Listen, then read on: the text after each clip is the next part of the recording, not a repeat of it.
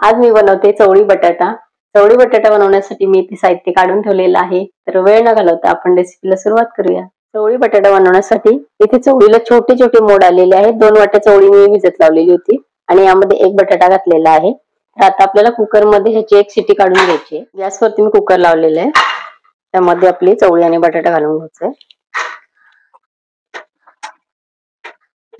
1.5 ते 2 ग्लास आपल्याला पाणी घालायचं याच्यामध्ये। चवळीमध्ये आपल्याला 1 टोमॅटो टाकायचा आहे शिजताना। 1 शिटी आपल्याला कुकरची झाकण लावून इथे काढून घ्यायची आहे।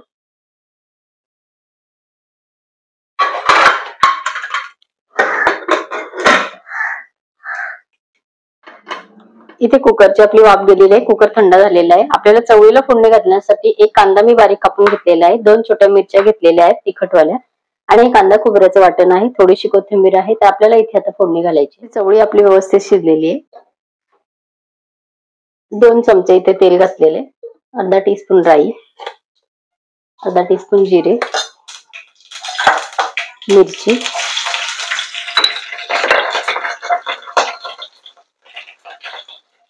कांदा। इथे कांदा आपल्याला व्यवस्थित परतून घ्यायचा आहे। थोडासा तांबूस कलर आला की आपण त्याच्यामध्ये वाटण घालणार आहे। इथे आपण आता वाटण घालून घेऊ।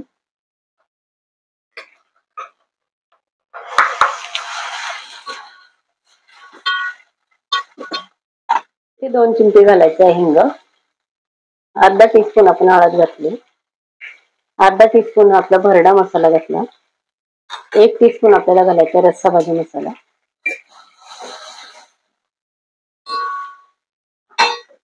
थोडंसं पाणी घालून आपल्याला शिजवायचं।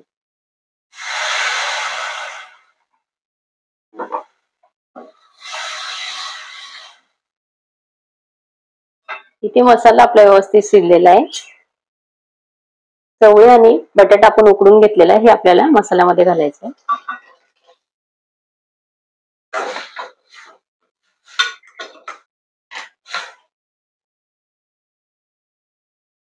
मी ह्यामध्ये पाणी घालणार नाहीये। आपण 2 ग्लास पाणी घालून चवळी शिजवलेली होती, तेवढ्या पाण्यामध्येच मला एक भाजी बनवायची आहे। तुम्हाला ही पातळ आमटी सारखी करायची असेल, ह्याच्यापेक्षा जास्त पातळ तरी सुद्धा तुम्ही ह्याच्यामध्ये पाणी घालू शकता। इथे आता चवीपुरतं घालायचं आहे मीठ,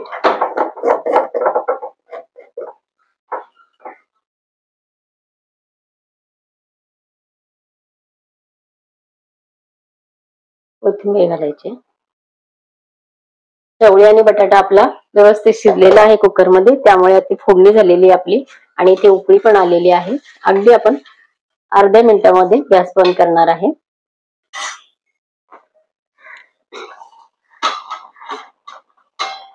इथे चवळी बटाट्याला व्यवस्थित उकळी आलेली आहे। गॅस मी बंद केलेला आहे। आपली इथे चवळी बटाट्याची भाजी तयार झालेली आहे। आजची चवळी बटाट्याची भाजी तुम्हाला कशी वाटली कमेंट करून सांगायला विसरू नका। आणि आजची रेसिपी तुम्हाला आवडली असेल तर लाईक आणि शेअर करा। परत भेटूया असाच एका छानशा रेसिपीवर। तोपर्यंत बाय बाय। मी दररोज नवनवीन रेसिपीज घेऊन येत असते। माझे रेसिपी बघण्यासाठी होम कुक रंजना चॅनलला सबस्क्राईब करा आणि बाजूचं बेल आयकॉन सुद्धा दाबा, म्हणजे माझ्या येणाऱ्या नवीन व्हिडिओचे नोटिफिकेशन तुम्हाला मिळतील।